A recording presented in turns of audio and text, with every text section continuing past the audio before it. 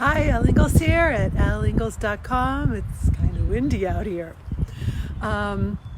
Emotional resilience, rockin' immunity.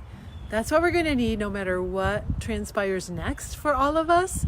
It's actually what we've needed all along, but it's really becoming clear to me and so many people that I serve as clients and in groups that whatever happens next, we're going to need to make sure that we have emotional resilience and that our immune systems are strong.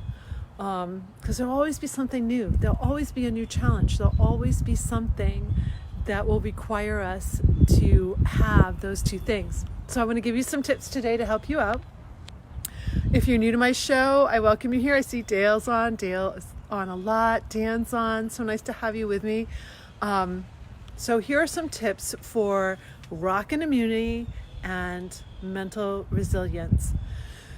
So most of the time we are under the influence of these stress hormones. I talk about them all the time for you, but to really go deeply and think, okay, so if I'm always under the influence of these things, then whatever I'm thinking is not really controlled. So when you can stop those hormones from releasing and you can finally gain control over your response to things, so the smallest things that might cause you to overreact, you can stop for a moment. You can actually choose your response. When you choose your response to something, that changes the trajectory for the rest of that situation, which if it's a relationship could be decades long. So watching for those moments when you're starting to overreact is really the key to the emotional resilience piece. If you're feeling like you're starting to overreact, that is the moment to use a pressure-free tool. That is the moment to gain control over your response to what is happening next. So emotional resilience is really all about overcoming our habits of reactions, our habits of habitual response. It's really windy here. Secondly, when we talk about having a strong immune system, like how can you keep your immune system strong?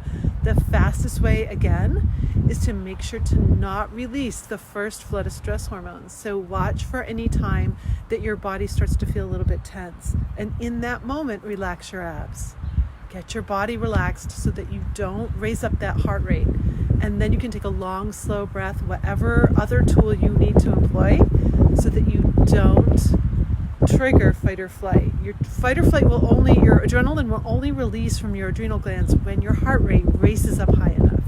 So it's gaining control. If we think about emotional resilience and gaining control of the thoughts, it's gaining control of your heart rate, gaining control of that biological response to a stressor. That's what we're really doing here at Pressure Free. And you catch it in those 10 seconds so you don't release those hormones. And then you won't release the second flood, and it's the second flood that will lower your immune system. In some research papers I've read, up to 40%. However, I just recently read in the last month, there's a little protein called interferon gamma that is required for your immune system to work. And when glucocorticoids go out, the second flood of hormones, when those go out, your interferon gamma actually drops up to 90%. That's why it's so easy to get sick when you're stressed. That's why you will have, and also that first flood of hormones is going to cause all kinds of feelings in your body that make you feel even more ill. So I saw some hearts fly by there. Thank you so much. So that's what you really want to be on the lookout for. Any body tension, any mental tension. And both, there's so many wonderful results when you start using the pressure-free method day after day, moment by moment. But see if you can just start to catch yourself. Be gentle with yourself, especially during this time. Be gentle with yourself as you're practicing, relaxing your abs, as you're practicing changing up the thoughts in your head, as you're practicing the slight smile, just to get a little smile going. So I hope that's helpful. It's been so cool to, I've just gotten so much feedback from my clients saying thank you so much recently, because especially people who worked with me many years ago, I see a couple of them on here, by the way, they're like, wow, I'm using my tools and, yes, I'm feeling some things, but I'm able to choose my response.